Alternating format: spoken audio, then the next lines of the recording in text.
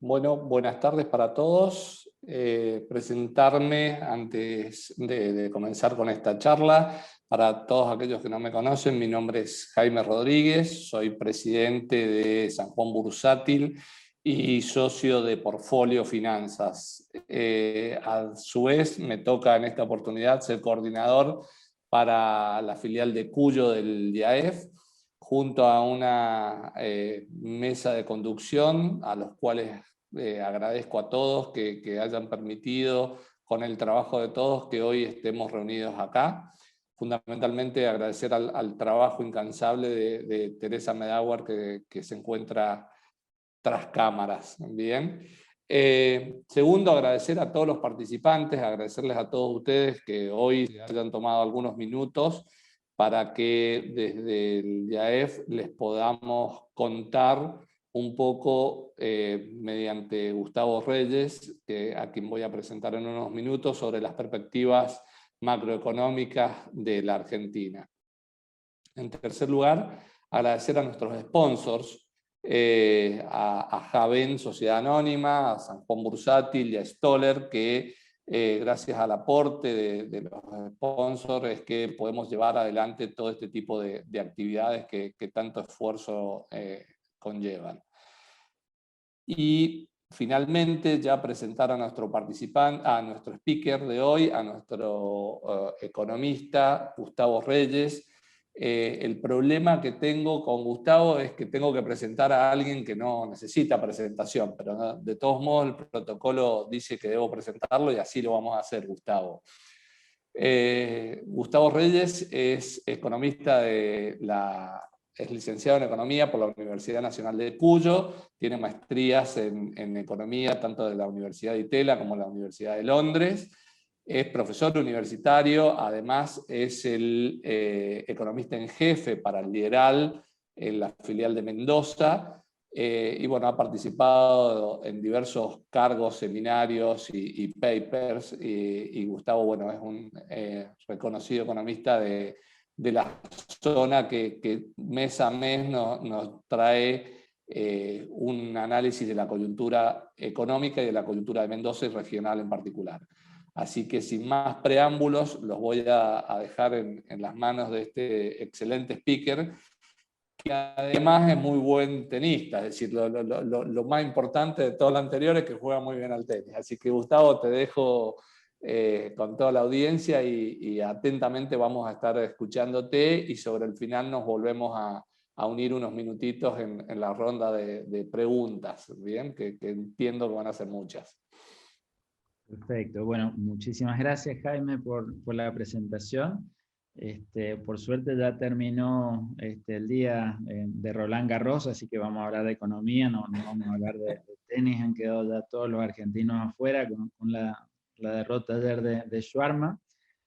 Bueno, pero de economía la verdad es que hay mucho para hablar. Déjenme compartir pantalla. Ahí creo que la estoy compartiendo.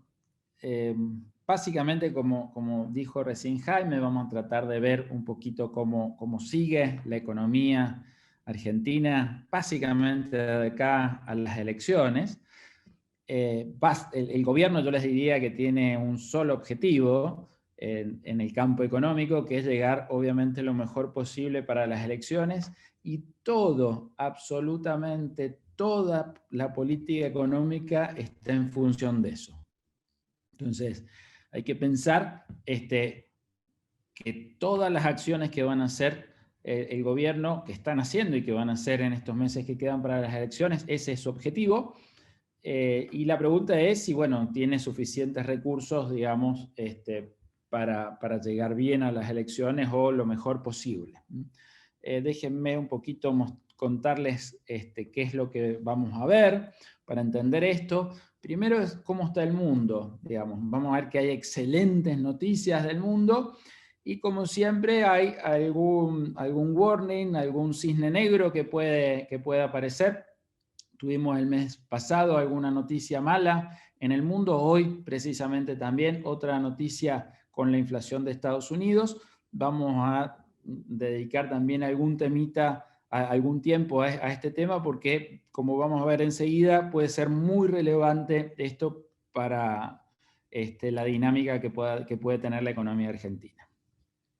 Y después sí, vamos a entrar en lo que está pasando en la economía argentina, vamos a tratar de entender un poquito cómo estamos, vamos a ver que hay indicadores realmente buenos y hay indicadores realmente muy preocupantes. Las dos cosas, y vamos a tratar de entender por qué están pasando al mismo tiempo. Y una vez que analicemos esto, bueno, vamos a tratar de dar algunos pronósticos, cómo termina la economía este 2021. Entonces, empecemos por el mundo. Bueno, primero, ¿cómo está el mundo? Bueno, básicamente, si uno mira, no es mi tema, digamos, pero sí es muy relevante para la economía, el tema del COVID. Y la verdad que en el mundo los contagios, las muertes de COVID en la mayoría de los países del mundo está bajando fuertemente.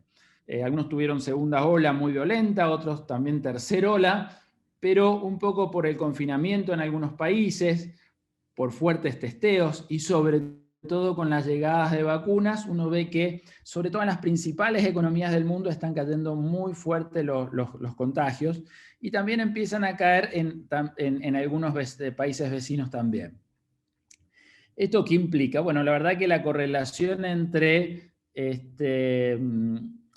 la dinámica del COVID y la dinámica de la economía van de la mano. Pensemos lo que pasó el año pasado, se cerró prácticamente la economía y tuvo un desplome, no solamente acá, en todo el mundo realmente muy fuerte. Entonces, en la medida que haya buenas noticias del COVID, obviamente la economía de cualquier lado empieza a mejorar.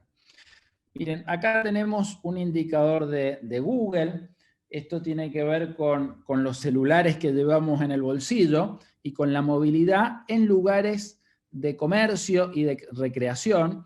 Y esto cuando va para arriba quiere decir que la gente se está moviendo mucho en esos lugares y cuando cae obviamente que no puede ir, que está en confinamiento. Este es el confinamiento del año pasado en pleno pico mundial de la pandemia. Después se recuperó y miren cómo está ahora.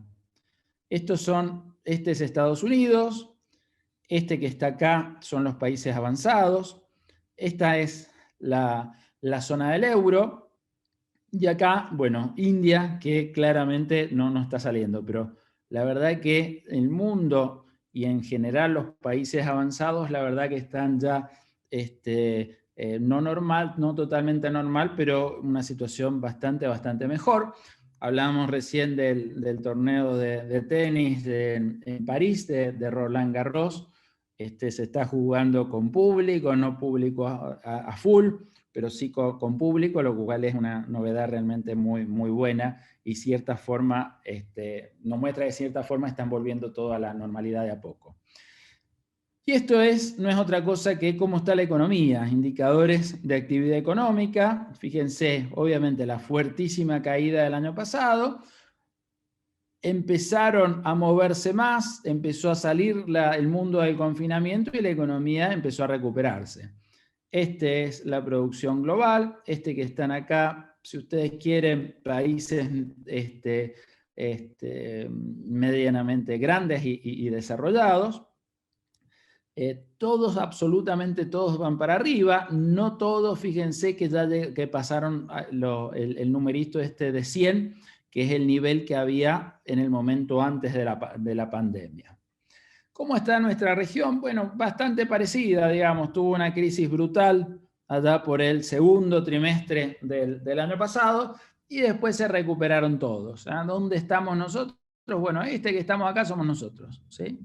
O sea, peor que nosotros en términos de recuperación está Perú, bueno, obviamente con enorme incertidumbre en cuanto a la política, y Perú también había sido el que más había caído, ¿ah? Pero después de eso, fíjense que veníamos nosotros. ¿Ah? Brasil, fíjense que está acá, muy fuerte, Paraguay también está muy fuerte, acá está la caída de Paraguay, y la caída de Brasil el que menos cayó, digamos, enormes críticas desde el punto de vista sanitario, pero la economía no sufrió tanto. ¿Okay? ¿Qué se espera para la economía durante este año? Bueno, miren, acá tenemos proyecciones. Esto es lo que se esperaba, la línea roja, antes de la pandemia, ¿sí? Crecimiento 2021, 2020, 2021 y 2022. Esta es la proyección ya con datos de fin de año, perdón, la azul, con datos de fin de año, y esta es la última proyección, ¿sí? ¿Qué es lo que muestran? Bueno, las dos proyecciones obviamente muy por debajo de antes que se supiera de la pandemia. Esto no se recupera, es decir, que la pandemia tiene un costo permanente en la economía del mundo, pero el buen dato es que las estimaciones de mayo son bastante mejores que las estimaciones de diciembre, ¿sí? O sea, la economía se está recuperando mucho más rápido de lo que se pensaba y esa es una muy buena noticia. Y si vemos cuáles son los países que ya a fin de año, miren, esto es el cuarto trimestre esperado del 2021 respecto al trimestre prepandemia. ¿Cuánto están? Todos los que están de este lado es que a fin de año ya recuperaron los niveles prepandemia o están por encima. Y todos los que están acá son los que todavía no recuperan. Es decir, quienes no recuperan son estos que están acá, ¿sí? Pero fíjense que hay muchísimos países que estarían recuperando a fin de año ya el terreno perdido. ¿Okay? ¿Quiénes mejoraron fuertemente sus pronósticos? Obviamente de los países más relevantes. Bueno, fíjense que el mundo, si vemos el pronóstico para el 2021 que se hacía a principio de año, después vemos el de abril y lo actualizamos con el último de mayo, fíjense que mayo es el pronóstico más optimista de todos. Y básicamente, ¿por qué? Porque hay una enorme mejora en el pronóstico de crecimiento de Estados Unidos, fuerte mejora también en Brasil, todo lo contrario, alguna caída en el pronóstico del euro, básicamente la cuarentena fue mucho más fuerte o la segunda o tercera ola más fuerte de lo esperado, y China, leve descenso, pero fíjense que se mantienen tasas de crecimiento muy, muy importantes. China fue el único país del mundo, no sé si el único, pero de los importantes, digamos, más o menos de los 60 países más grandes del mundo, China fue el único país el año pasado que no cayó su economía, ¿eh? Y este año tiene un crecimiento muy importante. Bueno, estos son, entonces, básicamente, si uno dijera de los países que más le importa, argentino, que tenemos mayor relación comercial, ¿quiénes han mejorado su pronóstico? Bueno, acá está Estados Unidos y Brasil muy fuerte. Bueno, esta especie de mejora en el optimismo del mundo se traslada a los mercados accionarios, a la bolsa de valores. Estas son las caídas de las bolsas en plena pandemia, se recuperaron. Y miren, acá tenemos 100 el momento previo de la pandemia. Si uno mira esto que está acá, la verdad que todos estos están por arriba. ¿Quién está casi en el límite? Bueno, Latinoamérica, un poquito mejor Latinoamérica sin Brasil, y después el promedio de los emergentes y el promedio de los países avanzados bastante por arriba, ¿sí? Fíjense que están 30, 40% por arriba el valor de las empresas respecto de los niveles prepandemia. ¿Por qué Latinoamérica está bastante por debajo? Bueno, lo vemos todos los días, digamos. Los problemas políticos que hay en América Latina son enormes. Sabemos muy bien los problemas que tenemos acá en Argentina, pero en Chile también son importantes, Brasil son importantes, Colombia son importantes, Perú ni les cuento, digamos, la incertidumbre política que hay. ¿Qué pasa con el dólar en el mundo? Bueno, en pleno momento de la pandemia, ¿qué tenían los inversores? Pánico, vendían todo y por eso caía tanto la bolsa. ¿Y qué hacían con sus activos? Se iban a algo seguro y algo parecido a lo que hacemos los argentinos, se iban al dólar. Nosotros no vamos al dólar billete, ellos iban a bonos en dólares. Entonces, compraban muchos bonos en dólares y subía el precio del dólar en el mundo. Fíjense la subida fuerte que tuvo en los niveles prepandemia, en el pleno pico de la pandemia. Y después, ¿qué pasó? El pánico empezó a ceder, nuevamente empezaron a comprar acciones, ya no tenían tanto miedo y el dólar en el mundo empezó a bajar, tanto en los países avanzados como en los emergentes. ¿Y hoy cómo está? Bueno, está un poquito más estable, pero fíjense que la tendencia es que cae, ¿sí?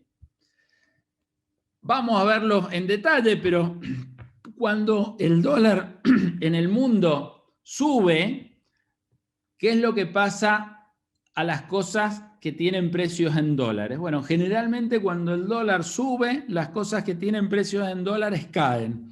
Fíjense el precio de nuestras commodities. Maíz, trigo, soja. En plena pandemia, miren cómo cayeron. Mejoró la economía, el dólar empezó a caer y miren el boom que tuvieron, ¿sí? O sea, hay una pequeña corrección acá en los últimos meses, pero los niveles son muy, muy importantes. Miren este gráfico que les voy a mostrar ahora. Déjenme borrar esto, estos garabatos que puse. Ahí está, así se ve mejor. Miren, esto es lo que se llaman los términos de intercambio de una economía, que es el cociente entre precios de exportaciones dividido el precio de las importaciones. Es como si para una empresa el cociente fuese el precio de venta del bien que comercializan dividido el precio de los insumos. Bueno, cuando eso sube, la empresa está bárbaro. Bueno, cuando sube el precio de las exportaciones sobre las importaciones, la economía está bárbaro, o se está beneficiando muchísimo en el mundo. Miren en el nivel en el que estamos, muy parecido al pico histórico del 2012, muy por encima de los 90, muy por encima de principios del 2000, y esto se debe básicamente a dos cosas. Por un lado, subieron los precios de nuestras exportaciones, y por otro lado, los precios de muchas de las importaciones bajaron. Entonces, por partida doble. Entonces, la verdad que la situación externa hasta ahora, o en estos últimos meses, ha sido muy favorable para la Argentina. Ahora, como ustedes saben, siempre que hay algo tan bueno, una situación tan favorable, aparece un riesgo. ¿Y cuál es el riesgo? El riesgo es que vuelva la inflación. Sobre todo que vuelva la inflación, hay señales muy preocupantes de la inflación en Estados Unidos. El mes pasado, la tasa de inflación en Estados Unidos, vamos a ver que pegó un salto muy importante, y hoy se ha conocido el dato de mayo de la inflación y nuevamente está por encima de lo esperado en los mercados. Entonces, veamos muy rápidamente qué es lo que está pasando con la inflación. Miren, promedio histórico de la inflación en Estados Unidos, 2,7% mensual, ¿sí? Hasta hace poquito la inflación era 0%. Fíjense, este que está acá, la economía empezó a funcionar y lógicamente esto empezó a subir. Pero fíjense, este es el dato de abril, 4% anual, y este es el dato que salió ahora de mayo, 5% anual. O sea, muy por encima del promedio histórico. Los americanos llevan otra inflación, que por ahí es mejor mirar, que es lo que ellos llaman el corazón de la inflación o el core inflation, que lo que hacen es básicamente sacar todos los bienes que son altamente volátiles en precios de forma tal de quedarse con la parte más importante de la economía y ver si realmente ahí hay inflación o no. Y cuando uno hace eso, bueno, también se ve un pico muy importante en la inflación en los últimos meses. Estos son datos anuales, es decir, la economía americana ha pasado de una inflación, yo les diría promedio en los últimos años cercano al 2%, promedio histórico de menos del 3%, pero que hasta hace muy poquito era 0%, a niveles entre el 4 y 5% anual. La inflación mensual, ¿qué es lo que pasó? Bueno, la inflación mensual, fíjense, la que para Argentina está cerca del 4% mensual, en América, en Estados Unidos, estaba entre el 0 y 0,2% mensual. Y fíjense el pico que tuvieron, o sea, inflaciones más cerca del 1% mensual en los últimos 2 meses, realmente muy, muy importante. Ahora, ustedes dirán, bueno, esto de Estados Unidos es la economía más importante del mundo, sin duda que si la inflación se desacelera debería ser un riesgo, pero básicamente, ¿cuál es el canal más importante? Bueno, el canal más importante es por la tasa de interés. Veamos la historia. Miren, acá tenemos una serie, esto empieza a fines de los 80, ya hasta ahora, donde en rojo es la tasa de inflación, el core inflation, que decíamos recién, y en azul es la tasa de interés que maneja la Reserva Federal, el Banco Central de Estados Unidos. ¿Y qué ha hecho a lo largo de su historia? Acá partimos de fines de los 80, pero si pusiéramos fines de los 70 es parecido, fines de los 60 también. Cada vez que la inflación se aceleró, Estados Unidos subió fuerte la tasa. ¿Sí? Fíjense acá, fíjense acá, fíjense acá. Entonces, el gran miedo hoy es que si esto se acelera, las tasas que están bajísimas en el mundo empiecen a subir y bueno, hay distintos canales por los cuales las tasas de interés afectan a los mercados. A los mercados financieros, bueno, es obvio porque una acción, el precio de una acción es lo que cree que se va a ganar esa empresa en el futuro descontado a precios de hoy. Si la tasa de interés es más alta, ese descuento es más bajo, entonces se caen ahí nomás los precios de las acciones. Pero si se caen los precios de las acciones, los tenedores de esas acciones se vuelven más pobres. Y si se vuelven más pobres, no solamente invierten menos, sino que consumen menos. Entonces hay un efecto que claramente juega en contra no solamente de los mercados financieros, sino también del comportamiento en la actividad económica, y ese es un riesgo. ¿Cómo están las tasas hoy en Estados Unidos? Miren la dinámica de tasa. Estos son los rendimientos de los bonos americanos. Estos son los bonos americanos a 3 meses, a 3 años, a 10 años, 20 años y 30 años. Miren, esto era en diciembre, antes de la pandemia. ¿Sí? Tasas de interés de corto plazo muy bajitas, 1,5% anual, y para los 30 años, 2,5%. O sea, bajísimo. ¿Por qué? Porque el promedio histórico, no me acuerdo de este de 30 años, sí me acuerdo de este, el promedio de este es 4,5%. Fíjense cuánto estaba acá, menos del 2%. ¿Qué pasó en la pandemia?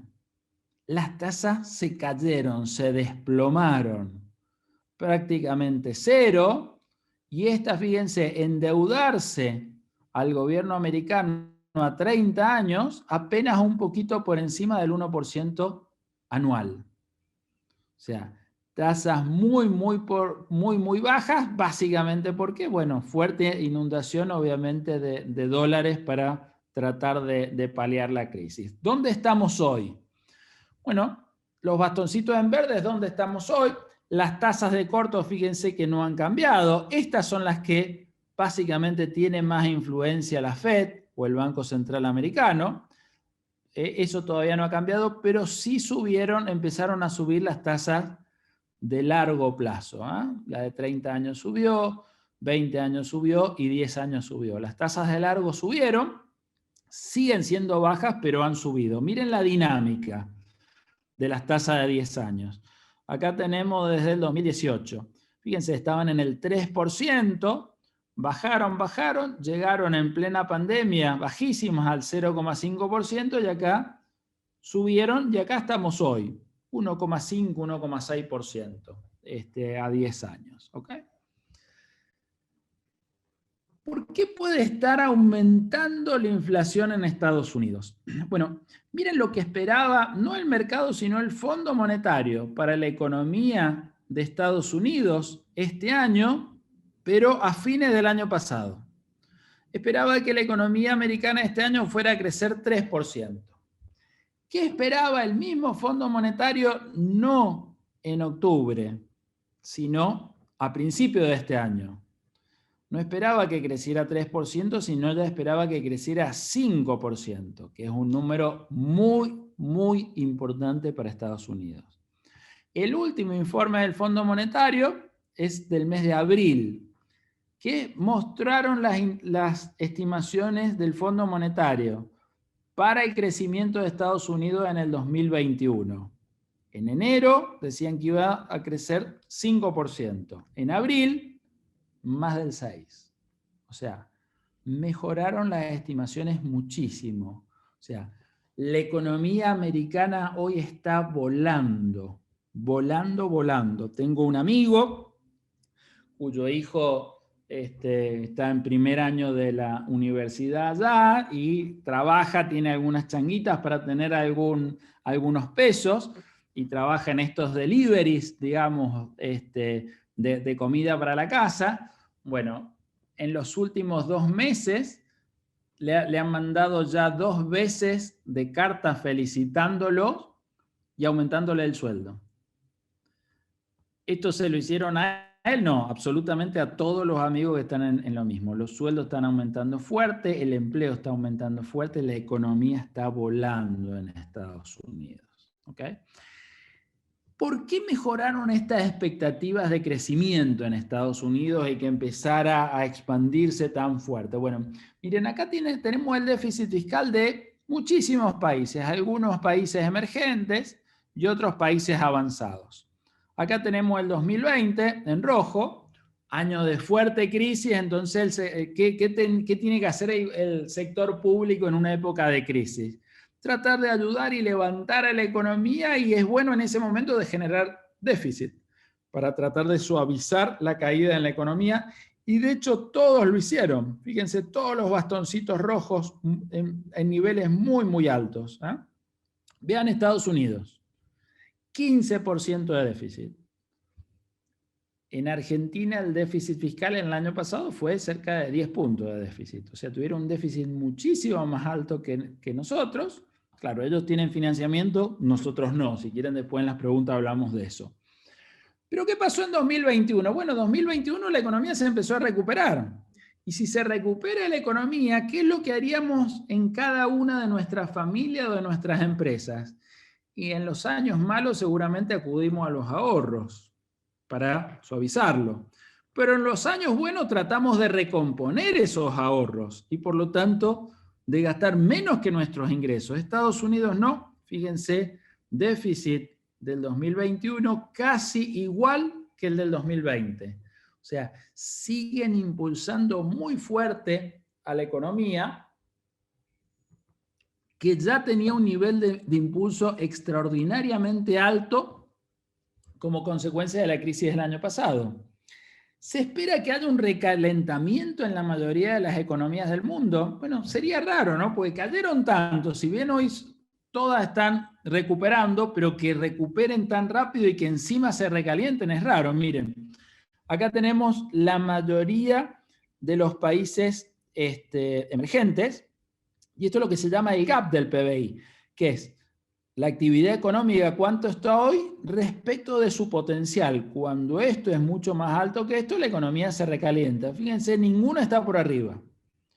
En todas, este es el 2020, en todas fue muy importante ese gap negativo que tenían, porque el nivel de actividad económica el año pasado fue muy malo, se recupera este año, pero ninguno es negativo.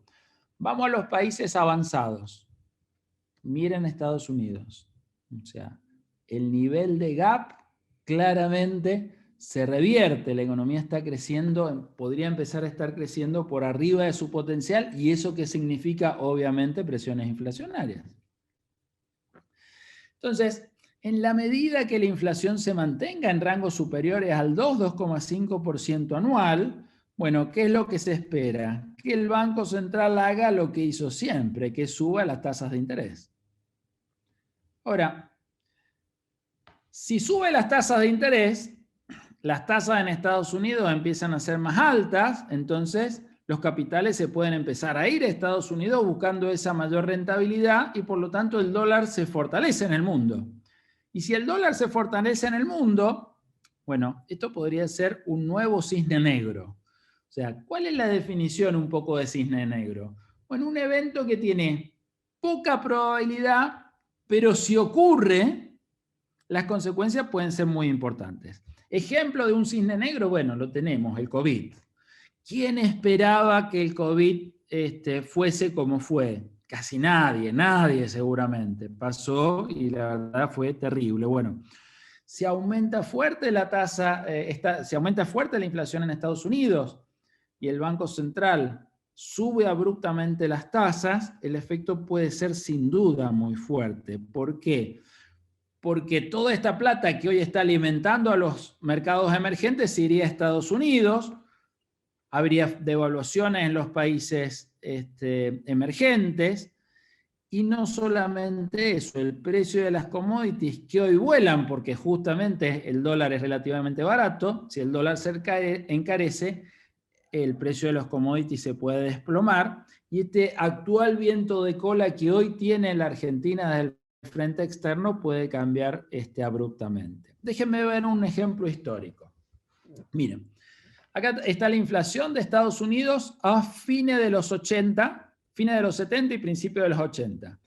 Miren los niveles a los que se aceleró, del 5% anual al 15%. ¿Sí?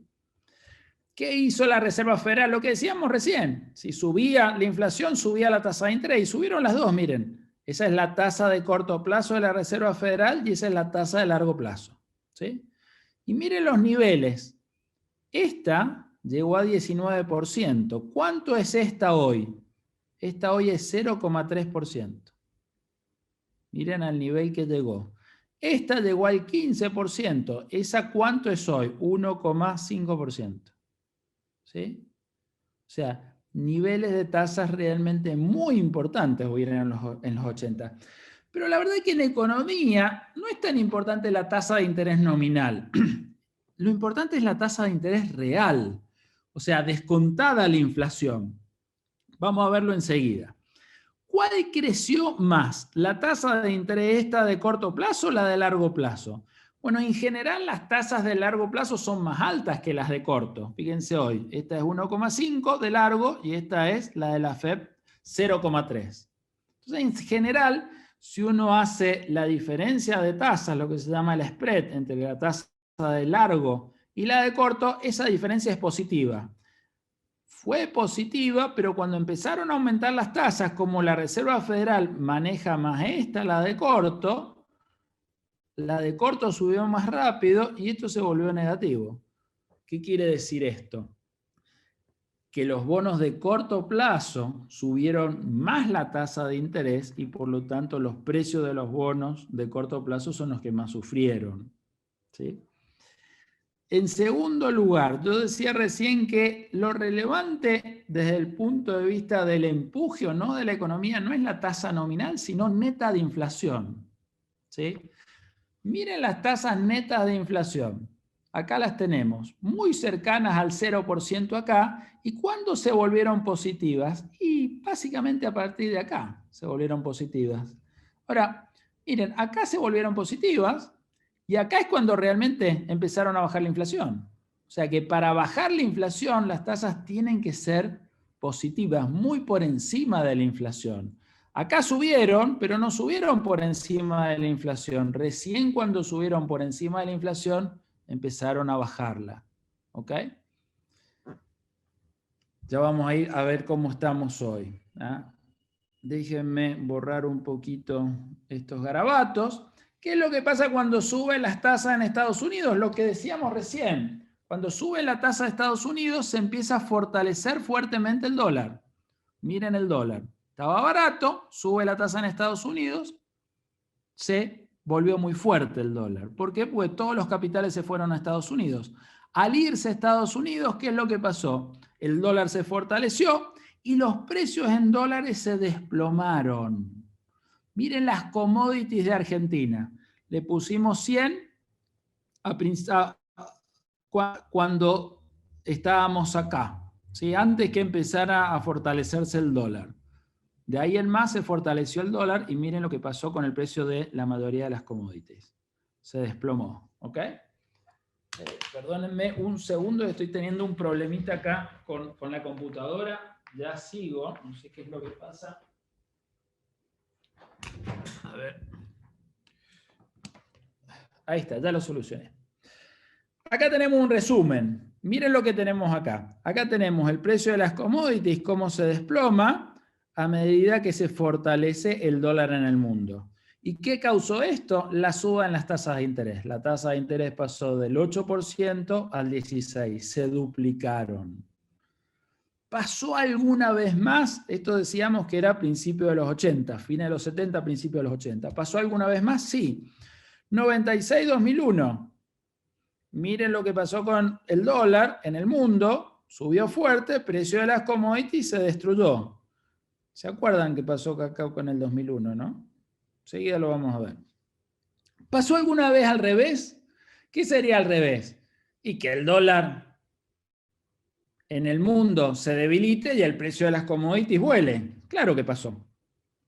Acá lo tenemos, del 2003 al 2011, mire el dólar en el mundo. Se desplomó y el precio de las commodities subió. ¿Se acuerdan este de acá? Ese fue el dólar donde pusieron las retenciones al campo estas enormes, la soja estaba a más de 600, etcétera, etcétera. ¿Pasó otra vez? Sí pasó. Fines de los 87 y 89, subieron los precios de las commodities y el dólar se había desplomado. ¿Por qué pasó esto? Bueno, si antes había sucedido lo contrario, porque había subido la tasa de interés, acá lo que pasó es que bajó fuerte la tasa de interés. Miren, acá la bajaron del 6% al 0% y acá del 10% al 6,7%. ¿Ok? Hoy, la inflación de USA es un peligro más o menos importante que lo que pasó en los 80. Bueno, el gap, este recalentamiento de la economía. Bueno, acá la economía, fíjense, era positivo, o sea que el nivel de producción o de la economía estaba creciendo mucho más que el potencial. Hoy tiende a pasar esto, pero hay cierto margen. La tasa de inflación. La tasa de inflación en aquella época era muchísimo más alta que ahora. ¿Sí? Miren dónde está ahora. Se está acelerando, pero miren los niveles. Acá partimos de 100, acá estamos llegando ya con la aceleración a 5. ¿Cuál es la mala noticia?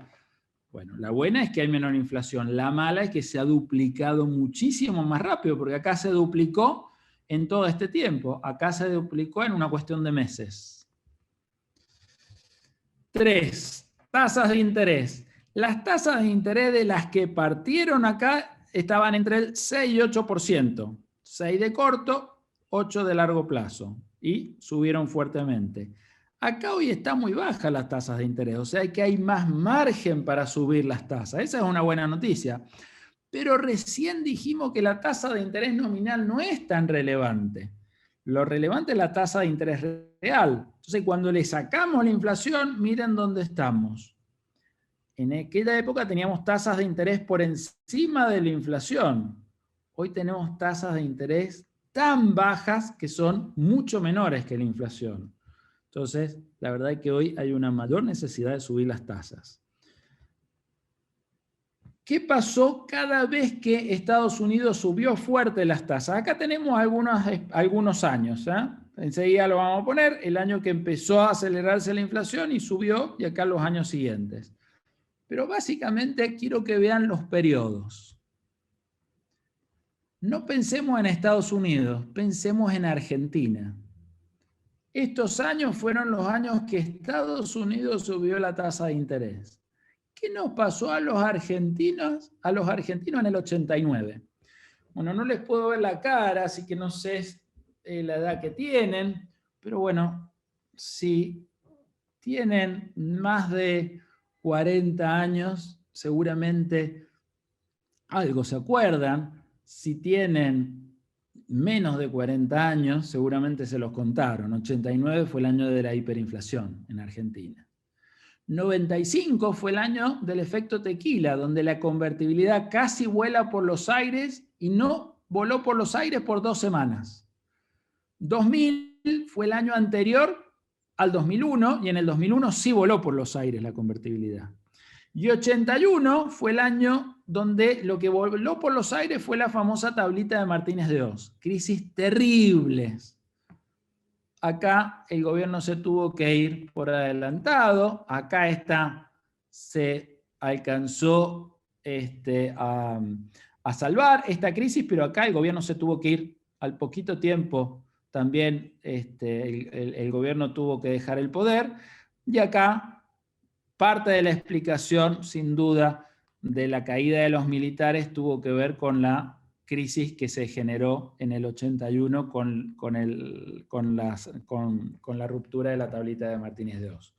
Y esto es lo que pasaron con las tasas. ¿Okay? ¿Qué le estoy diciendo?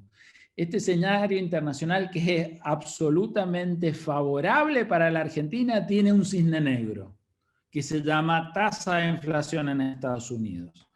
Probabilidad que pase lo mismo, bueno, es un cisne negro, no es lo más probable, pero si pasa, realmente es un problema enorme. Entonces, claramente hay que tener mucho cuidado y monitorear esto, porque puede cambiar totalmente el escenario tan bueno que estábamos viendo externo para la Argentina. Bueno, dicho esto, vamos a nuestro país.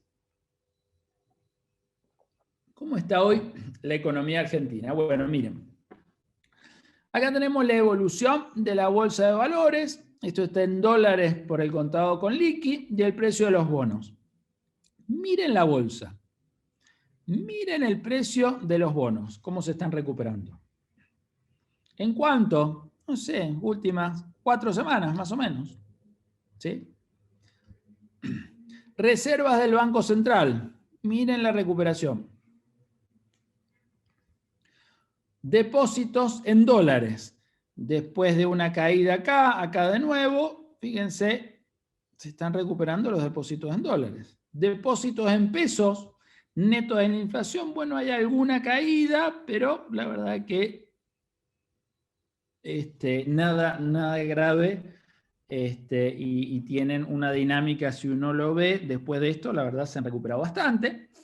Emisión del Banco Central, emisión de base monetaria. Estos son los pesos que larga el Banco Central a la calle. Miren, el año pasado estaban creciendo a un ritmo anual del 80%. Mes de mayo, menos del 20%.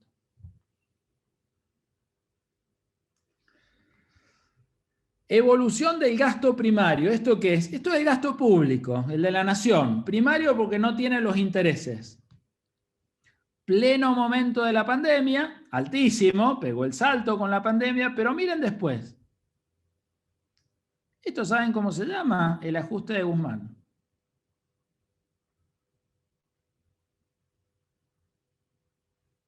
Muy fuerte. Si uno lo mira acá, ya estamos por debajo de lo que teníamos los niveles prepandemia. ¿Ok?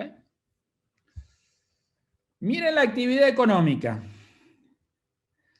Acá tenemos la variación anual de los distintos rubros o sectores de la economía. ¿Ok? Miren, esto es lo que era en abril del 2020 respecto a abril del 2019. Sectores que se destruían. Plena época de la pandemia, hoteles y restaurantes caían al 80%, construcción caía a un poquito más del 60%, la industria caía casi al 40%, niveles impresionantes. ¿Ok? ¿Qué pasó de ahí en más? ¿Y cómo estamos hoy?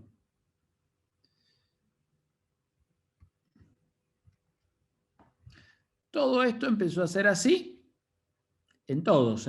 ¿Y cómo estamos hoy? Miren, el último dato disponible es el mes de marzo.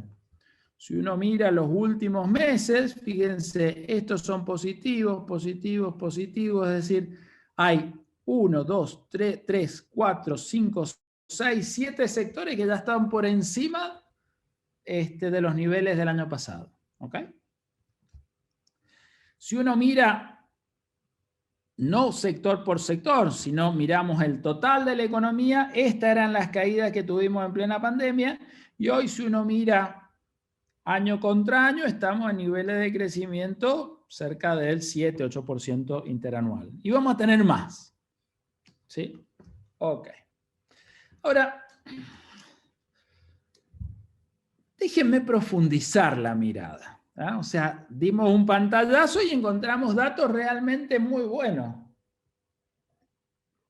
Ahora déjenme ponerle la lupa a todas estas cosas. Ahí tenemos el precio promedio de los bonos.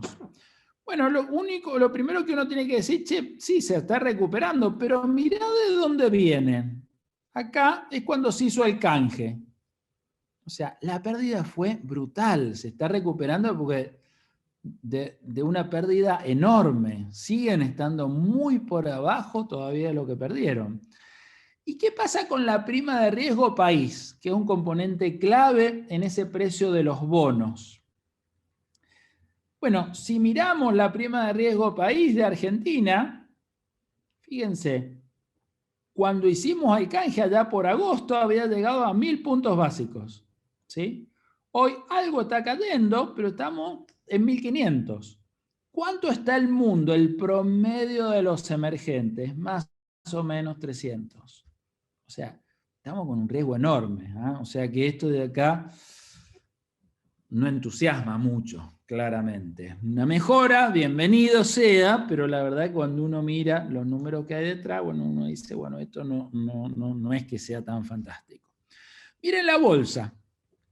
Acá tenemos el boom que decíamos en la bolsa en los mercados mundiales, y acá tenemos Argentina. A todos lo hicimos partir de febrero del año pasado, ¿sí?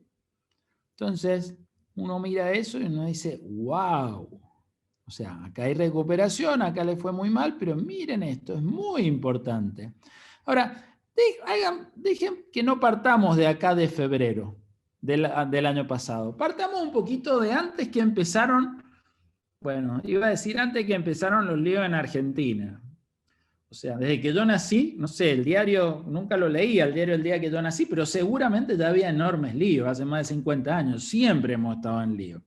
Ahora, los líos fuertes de la macro, la verdad que empezaron con las fuertes devaluaciones. Cuando a Macri se les va, el dólar salta de 20 a 40, ¿se acuerdan? Ahí empezó a ser todo bastante más complicado. Así que déjenme ponerle antes de eso.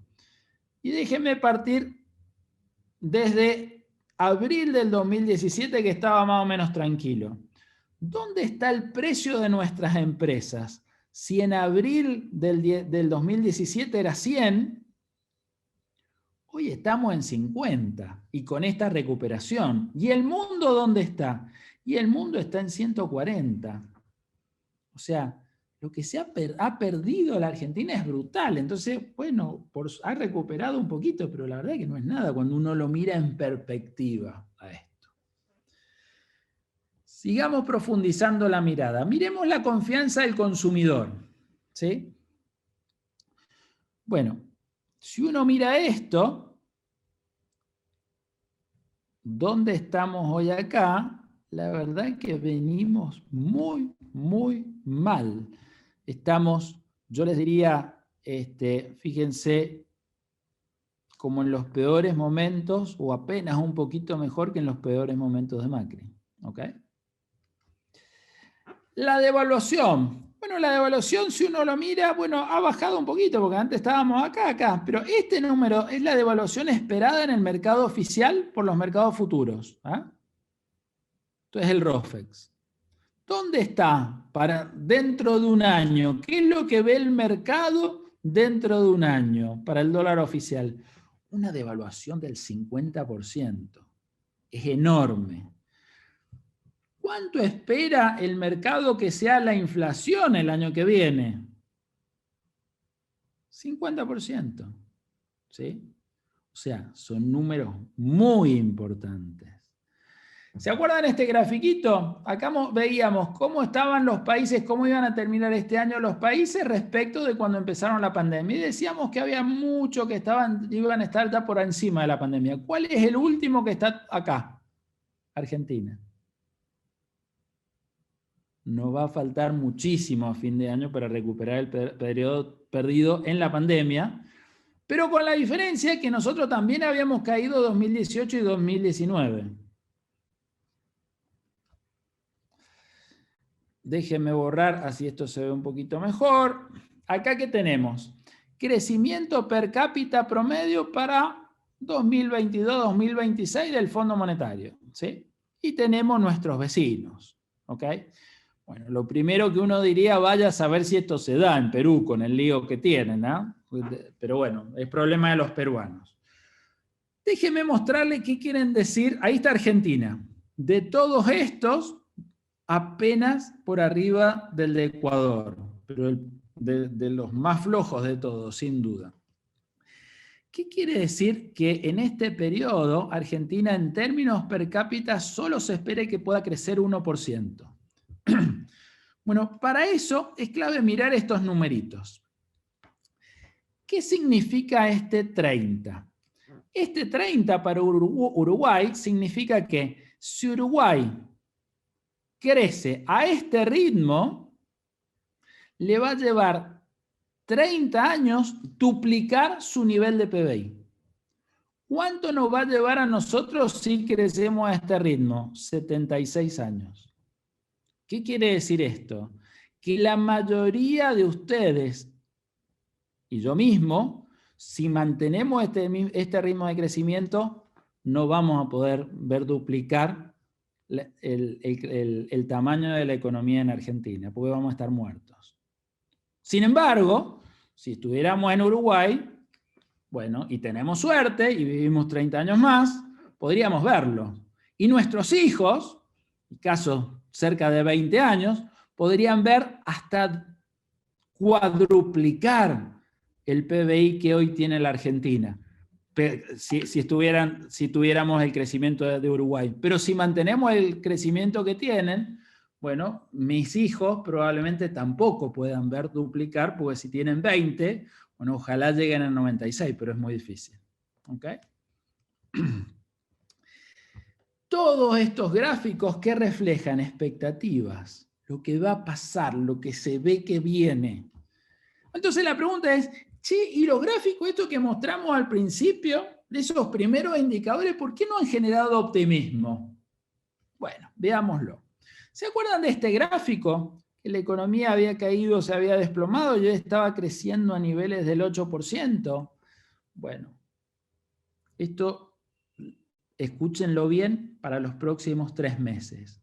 Nunca miren un gráfico como este en la Argentina en los próximos 3 meses porque no significa nada. Estos son gráficos de variación interanual. ¿Qué significa? Que no estamos comparando con él hace 12 meses. Y hace 12 meses la economía estaba cerrada, no funcionaba. Por eso vamos a tener niveles de crecimiento enorme interanuales. No significa nada. ¿Qué es lo que hay que ver? Bueno, lo que hay que ver es cómo está la economía en los últimos meses. Y eso es lo que vamos a ver ahora. Empecemos por la construcción. Esta es la caída, estas no son tasas de crecimiento, sino son niveles. Es como si viéramos las ventas en unidades, ¿ok? Sacándole la estacionalidad. Se derrumbaron en la pandemia, se recuperaron, pero miren ahora, se estancaron. Se estancó la construcción en los últimos meses, ¿lo ven? Por supuesto, si uno lo hace en los últimos 12 meses, qué sé yo, hagamos mayo respecto a mayo. Y sí, me va a dar un crecimiento brutal. Pero es una estupidez mirar ese número. ¿Se ve? Como que yo les diga, miren, estoy haciendo una dieta y respecto de el año pasado he bajado 10 kilos. Y alguien me pregunta, sí, en los últimos meses, y en los últimos meses subí 8. Entonces, ¿qué sentido tiene mirar respecto a los últimos 10 meses? Ninguno. ¿Qué está pasando con la industria? Fuerte caída en la pandemia, recuperación. Miren lo que tenemos ahora en la industria. Estancamiento. ¿Qué está pasando con las exportaciones? Este sí, fuertísimo, expansión. Y también están aumentando las importaciones.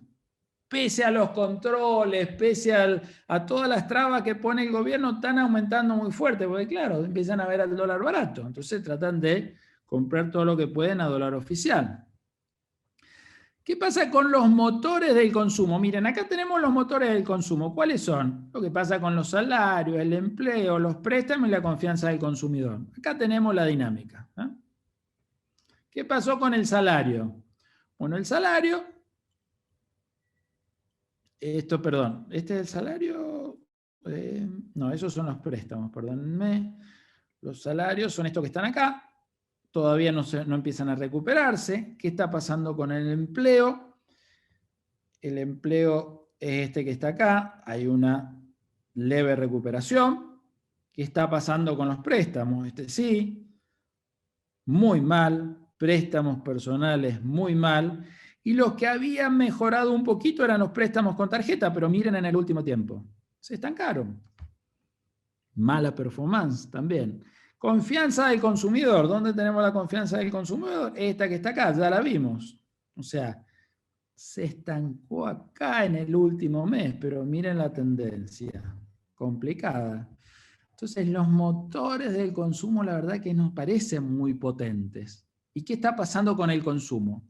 Bueno, acá tenemos los indicadores de consumo. Miren, venta de supermercados, centros comerciales, minoristas, importaciones de consumo, ventas de autos. Y acá tenemos, déjenme borrar de nuevo acá el puntero. Acá tenemos lo que estaba pasando. Miren, la mayoría de esto iban por arriba.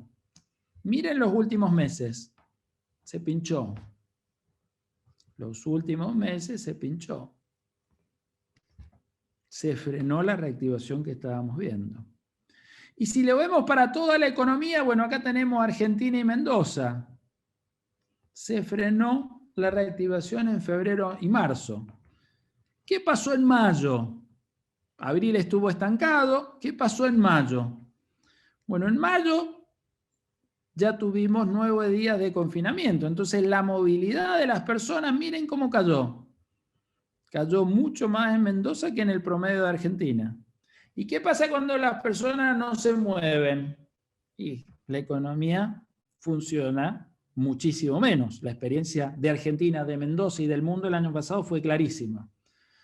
¿Qué es lo que nosotros estimamos que pasó en mayo? Bueno, son estimaciones, pero seguramente en mayo la economía tuvo una contracción. Y si junio se repite el patrón de confinamiento o parte del patrón de confinamiento que tuvimos en mayo, no tanto en Mendoza, sino en Buenos Aires, bueno, también probablemente tengamos una caída. Asumiendo que junio es similar a mayo, ahí tenemos la caída del segundo trimestre. ¿Sí? Supongamos que la economía, no estoy diciendo que vaya a pasar esto, pero es para mostrarles una referencia. Y esto es lo que se llama el crecimiento por arrastre estadístico. Supongamos que la economía se estanca acá. ¿Sí? ¿Qué quiere decir que se estanque? Que esto se mantiene acá hasta fin de año. ¿Sí? Si se mantiene hasta fin de año y queremos sacar el promedio de este año, y bueno, el promedio de este año sería entre esto y esto. Este sería, por ejemplo, el cuarto. Sería esa línea roja. Y eso lo deberíamos comparar con el promedio del año pasado, que es este que está acá. Fíjense que esta diferencia da 7%. 7% si la economía se estanca de acá en más. ¿Por qué? Porque hay un crecimiento por arrastre estadístico, pero en la realidad no estaría creciendo. Ahora, lo que estamos viendo es que la economía no es que se estancó, sino que está cayendo un poquito, así que probablemente el numerito que vemos, que vamos a tener nosotros, va a ser menor al 7%, porque vamos a tener mayo, junio y probablemente julio, confinamiento, y eso claramente va a bajar el nivel de actividad económica. Otra cosa que habíamos visto buena era que habían mejorado las reservas internacionales, y eso sin duda es una muy buena noticia. ¿Y a qué se debe? Yo le diría dos cosas. Por un lado, la extraordinaria situación de los precios internacionales que está disfrutando la Argentina. Y en segundo lugar es que bajó la prima de devaluación. Miren la devaluación esperada. Esta sigue siendo altísima, pero miren la que había antes. Octubre del año pasado se esperaba una devaluación del 100% y esto bajó. Entonces, ¿qué trajo en forma conjunto? Precios internacionales más altos, menores expectativas de devaluación. Los exportadores empezaron a liquidar sus ventas en el Banco Central. Empezaron a liquidar las exportaciones. Miren, acá tenemos la relación. ¿Cuánto liquidaron y cuánto vendieron? Esto es lo que venden, y esto es de lo que venden lo que liquidan. Fíjense lo que pasaba el año pasado. Esto era bastante menos al 100%. ¿Sí? Cuando esto empezó a mejorar y esto empezó a bajar, miren cómo empezó a subir. Ya en algún mes empezaron a liquidar lo que habían guardado acá. ¿Se ve? Por eso eso es más del 100%. Consecuencia, bueno, la balanza comercial volvió a tener un importante rol en la oferta de dólares. Miren, la oferta de dólares es la diferencia de exportaciones más importaciones, préstamos de alguna forma, esos son los dólares que tiene la economía. Los dólares de portafolio desaparecieron hace mucho, es más, fueron negativos con la salida de las LEVACs.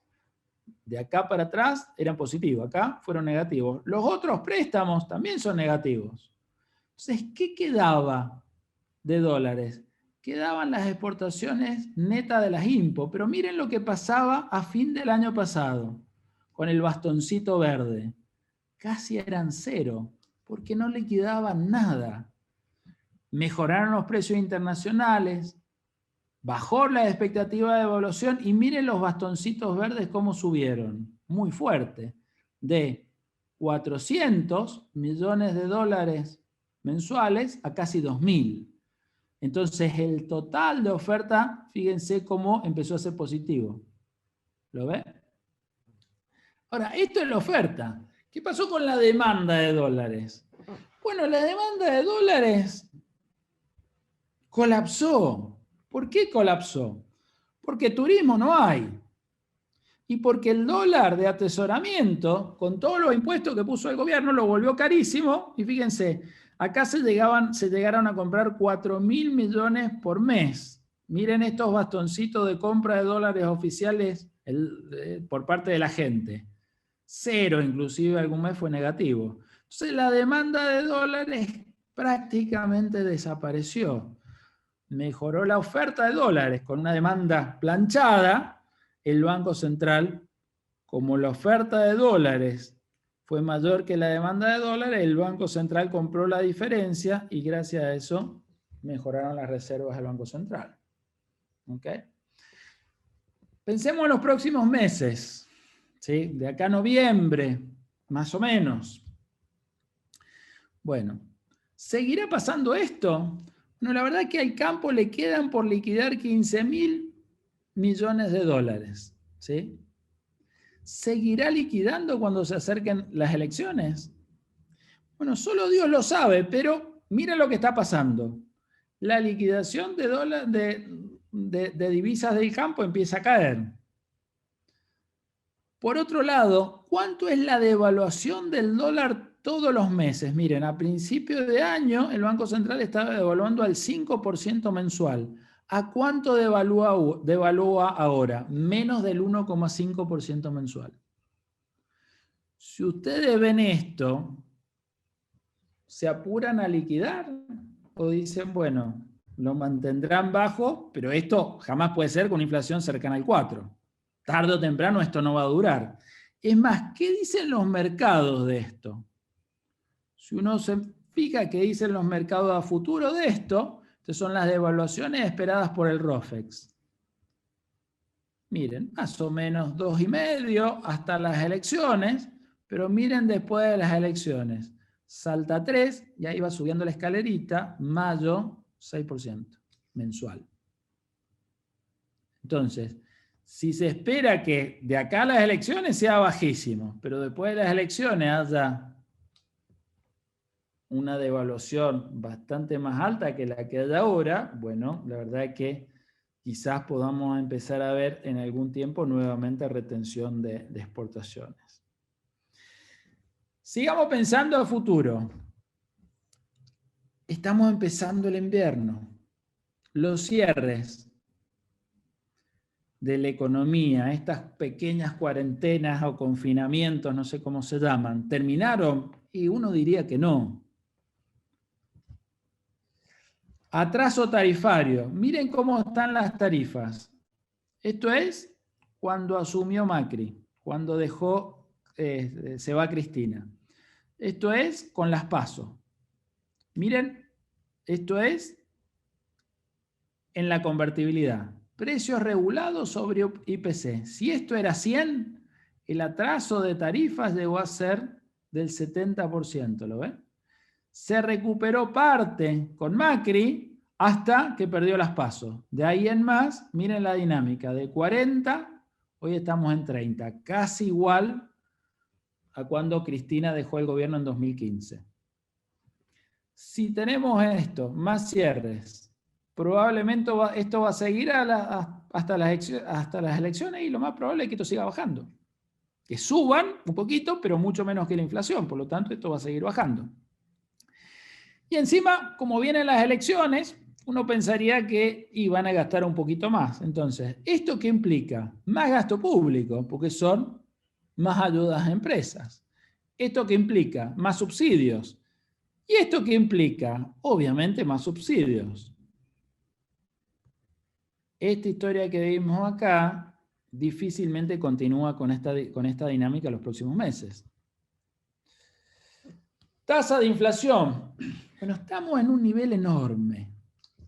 En un nivel enorme. Ahora fíjense, el año pasado habíamos llegado a tasas de inflaciones más o menos por acá, menores del 40%, subió más del 10 puntos la inflación. ¿Qué es lo que pasó? Lo que vimos recién, que el gobierno estaba emitiendo bastante menos. Miren a cuánto llegó a emitir plena época de la pandemia. 75% anual. Hoy, ¿cuánto está emitiendo? Muchísimo menos, 24%. Entonces ustedes dicen, ¿cómo puede ser? Si emiten menos, ¿cómo puede ser que suba la inflación? Bueno, lo que pasa es que la inflación es un fenómeno de oferta y demanda. ¿Esto qué es? Lo que emite de pesos el Banco Central. Es la oferta de pesos. Hay que ver qué es lo que está pasando con la demanda. Si el Banco Central cada vez emite menos pesos, pero esos pesos la gente no lo quiere, tenemos más inflación. Y eso es lo que está pasando ahora. Miren la demanda de pesos. Esto es la inversa de la demanda. Si ustedes no quieren tener algo, ¿qué es lo que hacen? Se lo sacan de encima rápidamente. Eso es lo que se llama la velocidad de circulación del dinero. ¿Cuán rápido se saca la plata de encima a la gente? Miren, subió muy fuerte en la última época de Macri y la inflación explotó. Miren en la pandemia, claro, la economía no funcionaba. Si no funcionaba la economía, obviamente no se podía sacar el dinero de encima, entonces esto bajó fuertemente. ¿Y qué pasó ahora? Bueno, la economía empezó a normalizarse, entonces la gente se saca de encima los pesos y por lo tanto cae la demanda de dinero. Entonces, si bien el Banco Central está emitiendo mucho menos, la gente quiere tener menos peso, entonces tenemos una inflación enorme. ¿Okay? ¿Cuántos puntos de inflación reprimida tenemos? Bueno, miren, acá tenemos los distintos componentes de la inflación. Algunos precios que son libres, hay otros servicios privados y hay otros servicios públicos. Estos servicios públicos, por definición, están regulados, pero mucho de lo que está acá está regulado también. El precio de la educación está regulado, precio de la salud, etcétera, etcétera. ¿Okay?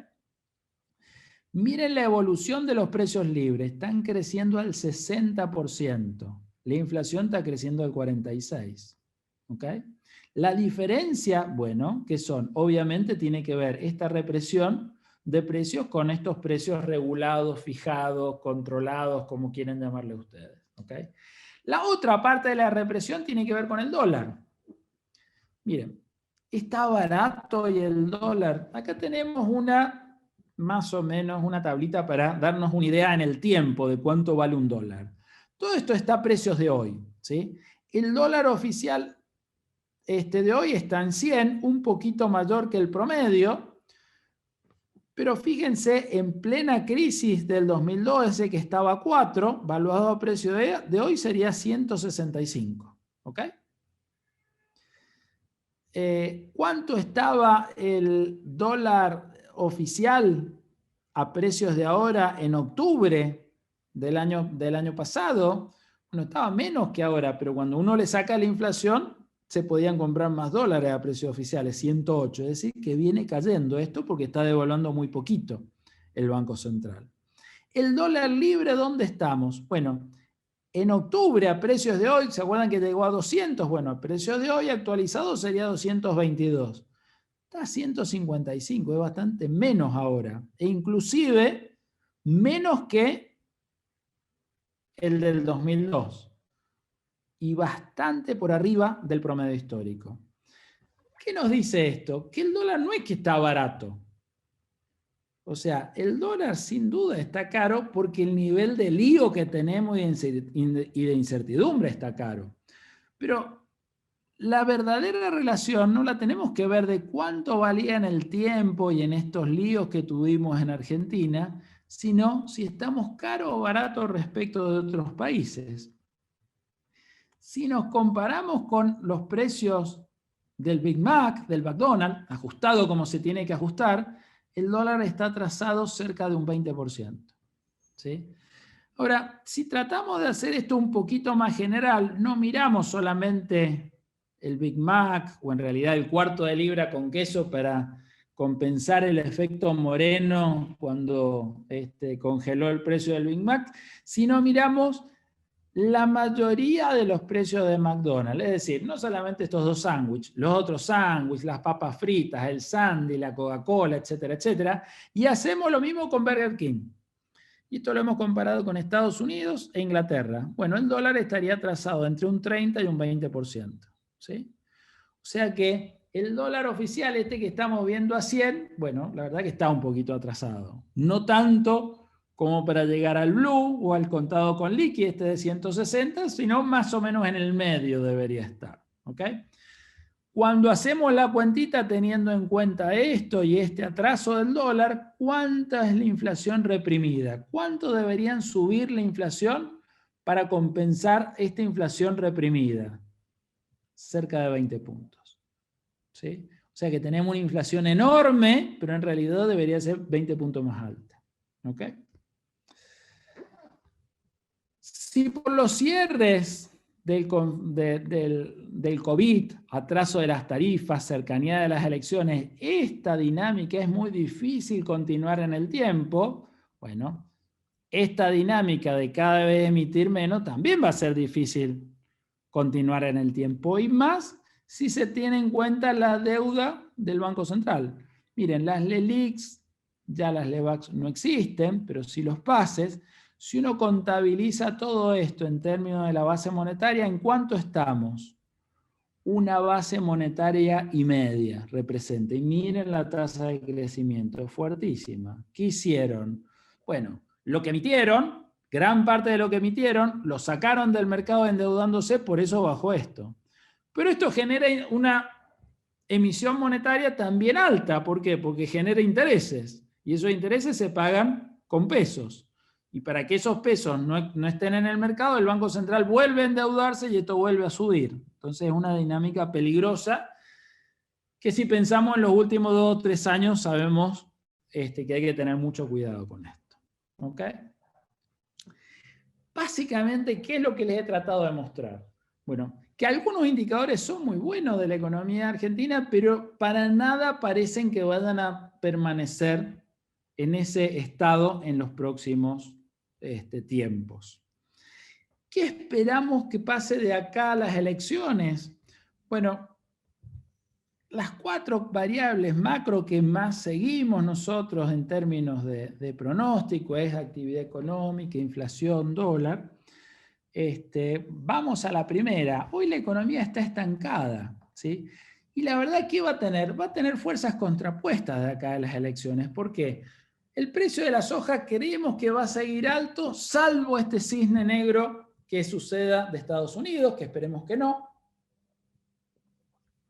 Y por otro lado, va a haber mucho más gasto público, más subsidios, y esto va a ayudar a la actividad económica. Pero por el otro lado, hay una enorme cautela por la incertidumbre, por todas las cosas que acabamos de ver, que la dinámica de las variables macro hacia el futuro no son precisamente las mejores. Entonces, hacia fin de año, ¿qué esperamos? Que el año termine con un crecimiento del 6% respecto del 2021 respecto a 2020, pero miren, el nivel de actividad en el cuarto trimestre va a ser muy parecido al que hubo en el primero, ¿ok? O sea, una economía como ya la estamos viendo, sin grandes cambios y prácticamente estancada. pese a generar un crecimiento respecto del año pasado del 6%, porque esa reactivación ya se dio toda, ¿sí? O la mayor parte. Inflación. Bueno, la verdad que esperamos que haya una caída leve de acá a las elecciones. ¿Por qué? Porque están devaluando casi nada. Esa devaluación tan poquita que están haciendo todos los meses, bueno, en términos del IPC representa a más del 50% de los bienes. Entonces, sin duda va a tener efectos por el lado de la inflación y también efectos negativos por el lado del retraso del dólar, que enseguida lo vamos a ver. Ahora, por otro lado, vemos que muchos acuerdos salariales se están dando a niveles muy altos.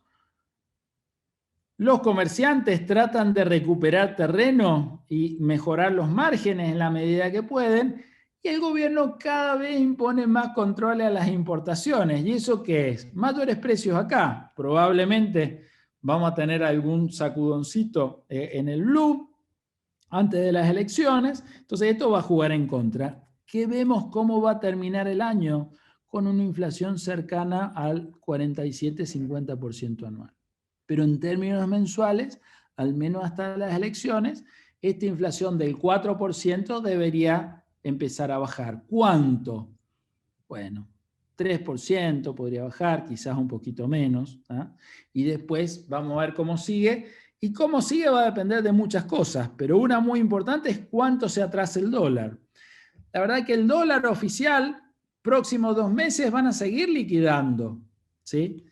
Pero después van a empezar las incertidumbres estas que decíamos, cada vez liquidan menos, después pueden soltar el tipo de cambio porque lo atrasan mucho, entonces van a empezar a retener.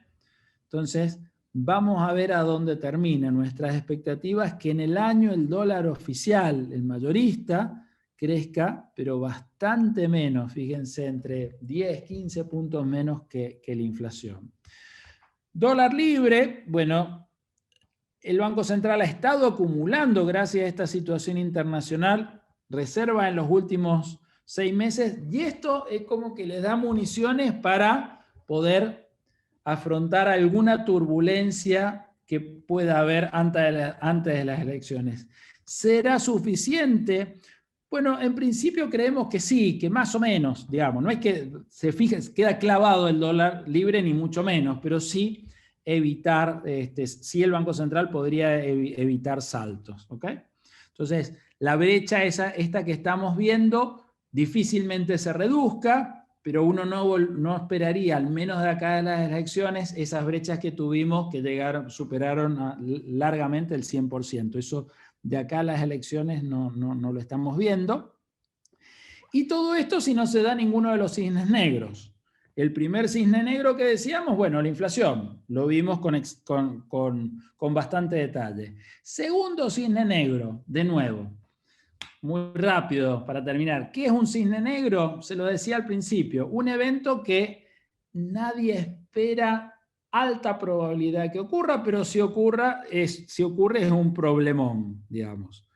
Si la inflación se mantiene alta en Estados Unidos y suben abruptamente la tasa, es un problemón. ¿Se espera que pase eso? No, se espera que reaccionen y lo hagan paulatinamente. Vamos a ver qué sucede. Segundo cisne negro que podría sacudir todo este análisis para mal. Le ponen una patada a Guzmán, ¿sí? Probabilidad hoy, creo que baja, pero no es cero. Salida de Guzmán en el gabinete, bueno, puede traer un problema importante a los mercados y obviamente todas estas estimaciones se verían afectadas en forma negativa. Bueno, básicamente esto es el escenario que estamos viendo para el resto del año. Los dejo ahora con preguntas. Jaime, no sé si tenés preguntas ahí en el chat, ¿cómo vamos a hacer?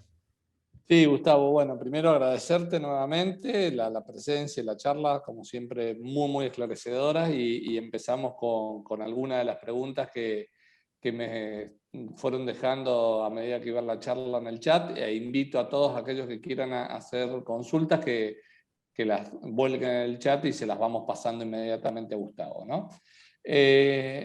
La primera pregunta que pusieron es ¿Cuál es el driver o el principal driver del déficit 2021 para Estados Unidos? ¿Es la vacuna o este déficit que está teniendo Estados Unidos? ¿A dónde va básicamente? Mira, la verdad que las vacunas son 2 mangos más para Estados Unidos, de hecho la va a regalar, ¿sí? Para nosotros también son 2 mangos, o sea que la verdad que es imperdonable que no se hayan comprado más vacunas. Pero bueno, eso está fuera de la pregunta. El principal driver hoy que se empieza a cortar fueron los subsidios. El año pasado, y este año ha seguido así, le han dado a cada americano que tenía algún tipo de problemas cerca de $1.400. ¿Qué generó eso? Bueno, obviamente las cuentas fiscales complicadas. Si vos ves la dinámica del déficit fiscal es muy importante en Estados Unidos. Ellos no emiten por eso, ellos se endeudan por eso, ¿sí? Pero el que sí está emitiendo también es el Banco Central para mantener una enorme liquidez. Entonces se te junta la plata que recibieron los americanos. Tuviste dos efectos cuando vos ves el promedio. Bueno, obviamente el salario y muchos perdieron el empleo, pero fue más la plata que le dieron que lo que le perdieron de salario. Entonces el ingreso promedio le subió a los americanos. Pero como el año pasado no tenían dónde gastar, lo ahorraron. Y este año lo han venido ahorrando y ahora lo están empezando a gastar. Pero tienen todo lo ahorrado del año pasado, que como es una especie de consumo reprimido porque no te la gastaste, ¿sí? Entonces, eso te está generando un enorme problema. Además, de esos subsidios hay todo un proyecto que no se sabe si lo va a aprobar el Congreso o no, pero te aumentaría fuerte más el déficit fiscal con un tema de infraestructura. Muy fuerte el gasto en infraestructura que planea hacer Estados Unidos. En realidad eso en el mediano plazo es buenísimo porque te amplía las posibilidades de producción. Pero en el corto plazo lo que te hace es alimentarte la demanda de bienes, porque vos empezás a comprar de todo para hacer el puente, para hacer la infraestructura, pero no tenés esa infraestructura por un tiempo. Entonces, hasta que la tenés, la producción no aumenta, pero sí aumenta la demanda y tenés la misma producción. Mira, el numerito es, Estados Unidos en una situación ideal de largo plazo podría estar creciendo sin presiones inflacionarias al 2,5%. Este año va a crecer al 6,5%. Tiene algún todavía capacidad ociosa del año pasado, pero no es una situación sostenible. Entonces tenés enormes problemas así. Por supuesto, estamos hablando de inflación en Estados Unidos, nunca como las nuestras. O sea, la inflación se fue al 4-5% anual. Nosotros eso lo tenemos en un mes. ¿Sí? O sea, es un mundo totalmente distinto. Pero para Estados Unidos es una señal amarilla que hay que seguir. ¿Okay? Clarísimo. Muchas gracias, Gustavo. La otra pregunta también relacionada con Estados Unidos es si se logra, bueno, esta emisión, por lo que vos dijiste, y todo este nivel de gastos, lo que va a provocar es suba o presiones inflacionarias hacia la suba en Estados Unidos, ¿bien? Pero si la Fed reacciona, como también lo planteaste, que se espera que va a reaccionar subiendo las tasas y esto hace que la inflación de Estados Unidos baje. ¿Cómo jugaría eso contra nuestras commodities? Bien, contra el valor exportable de nuestras commodities, ¿no? O el valor de nuestras commodities exportables, mejor dicho. Bueno, mira, déjame que te lo explique lo más intuitivo posible con ejemplo que lo sentimos en el alma, todos los argentinos. ¿Eh? ¿Qué nos pasa a nosotros cada vez que vamos al supermercado a comprar algo con los pesos que tenemos? Vemos que el valor de ese peso se cayó. La contrapartida de la pérdida de valor de nuestra moneda es que te aumentan los precios de los bienes. ¿Está bien? Claro. Nos va a costar muchísimo esto a los argentinos. ¿Eh? Pero imaginemos por algún momento que pasa lo contrario, que nuestro peso se fortalece, ya sea ciencia ficción, digamos. Hagamos por un segundo el esfuerzo. Si eso pasara, los precios expresados en pesos caerían. Bueno, vamos ahora al ejemplo de Estados Unidos. ¿Qué es lo que pasaría en Estados Unidos si... ¿Qué es lo que pasa hoy en Estados Unidos? El dólar se está cayendo en el mundo, entonces los precios en dólares están subiendo. Por eso tenemos la soja que ha subido tanto, el maíz, todo ha subido. Ahora, si Estados Unidos sube la tasa de interés, la plata se va a ir hacia Estados Unidos del mundo. Entonces el dólar se va a fortalecer. ¿Qué quiere decir que se fortalezca? Que va a subir el dólar en todos lados. Si sube el dólar en todos lados, los precios en dólares caen. Por supuesto, el precio de las commodities puede caer. Para que tengas una idea, las commodities tienen como dos usos. Uno es comida, en el caso de nuestras commodities, ¿ok? En el caso del petróleo, obviamente es transporte, es energía. Pero la otra parte de muchas de las commodities es que se transan como activos, como para guardar valor. Entonces, también tiene un componente macroeconómico muy importante que tiene que ver con las tasas de interés y con el dólar. ¿Cuánto es eso? Miti, 50 y 50 más o menos. Entonces, bien, por más que los chinos sigan comiendo soja como ahora, qué sé yo, si tenés un problema en la tasa de interés y te sube el dólar, el precio se te cae. No te alcanzaría que empiecen a comer muchísimo más chinos, más soja los chinos, ¿ok? ¿Pasó alguna vez? Claro que pasó. ¿Te acordás que estaba en 600 en el 2008 y se cayeron? Porque todos se fueron al dólar. ¿Qué es lo que pasó 2008-2009? La crisis subprime, pánico a que se cayeran los bancos y todos se refugiaron en el dólar. Y el precio de las commodities se cayó de un día para el otro. ¿Está bien? ¿Es el escenario más probable? No. Es un cisne negro. Dame un segundo y le cuento por qué se le dice cisne negro. No sé si era 1500 o 1600. El año 1500 o 1600. Nadie había visto un cisne negro en el mundo. Es como que si yo le dijera, sí, ¿has visto un elefante amarillo? No, imposible. Entonces, el fenómeno cisne negro era un fenómeno imposible de ver. Hasta que creo que en Australia aparecieron unos cisnes negros.